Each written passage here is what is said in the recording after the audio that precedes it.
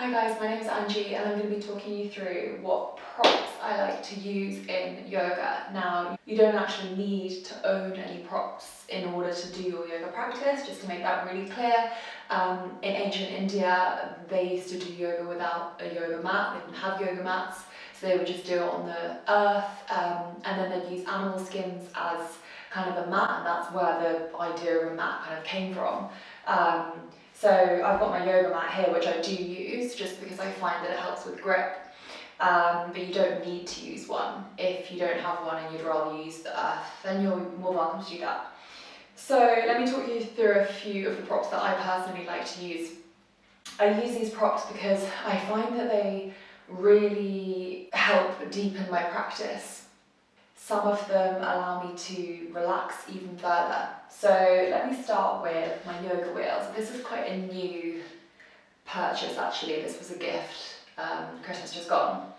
So I didn't really know what to do with this when I first got it, I'm not gonna lie. But I am going to just quickly walk you through some poses that I found have been really helpful. So one of them is puppy pose, but using your hands on the wheel rather than on the ground. So I'm just going to get into that. So knees are underneath the hips. So I'm just going to start pushing my hips back and really just rolling forward and then dropping my head and my neck.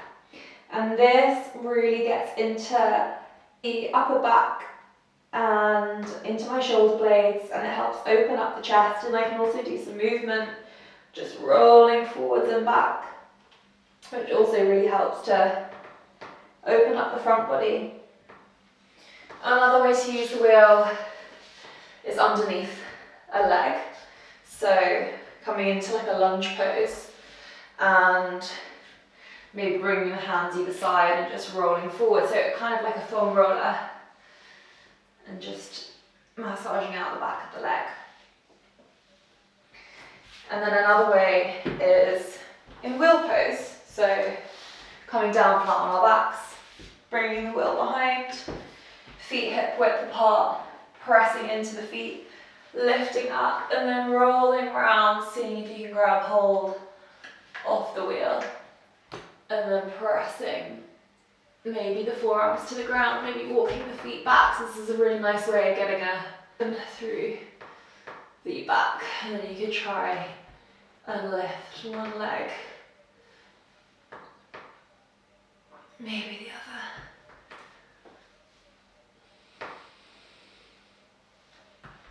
And then when you're ready, slowly lift up and come out. Another one that I really like to use is my bolster. So the center of the mat is where I place mine, and then I just slowly start to roll down. That creates an opening through the chakras, an opening through the chest, and then I place my hands either side of the body, close my eyes. That's really nice and restorative. I might bring the feet the same distance as the mat and then just fold and let the knees come and touch at the top.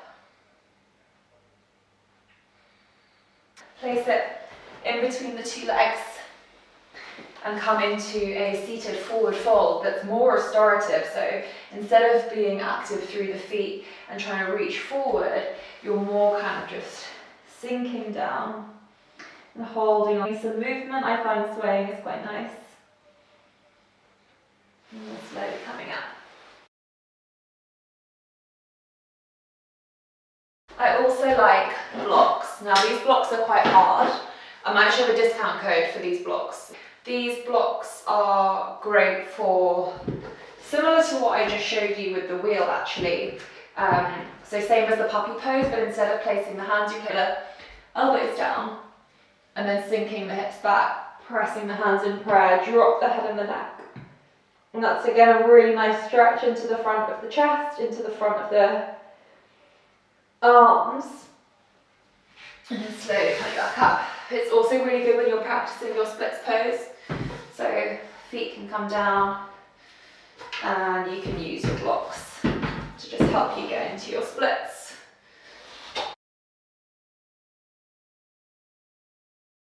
Last one I want to talk through is my eye mask. Now I use this when I go into my Shavasana posture.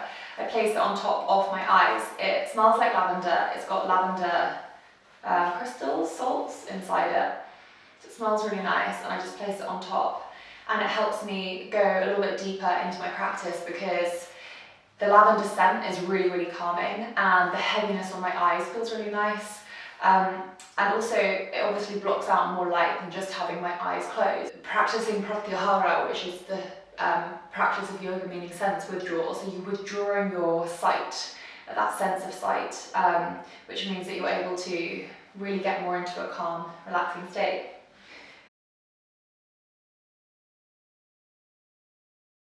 So I also have my yoga strap. So what I like to do with this is just lie completely flat on my back, extend the legs up in the air, lasso the feet, the hands, to slowly pull the legs in, elbows out to the side.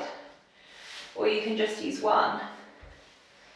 So wrapping the belt around one, and then really pulling it towards the torso. You're going to feel that stretch through the back of the leg.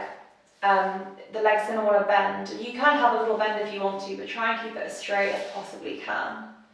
And that's a nice one to do there. On the other side as well.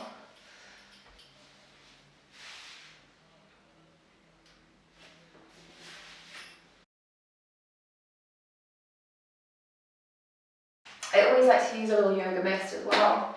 I find that that's just really nice to put on my temples and on my wrists. And then just smelling it in before my practice, it just like helps me really set the tone.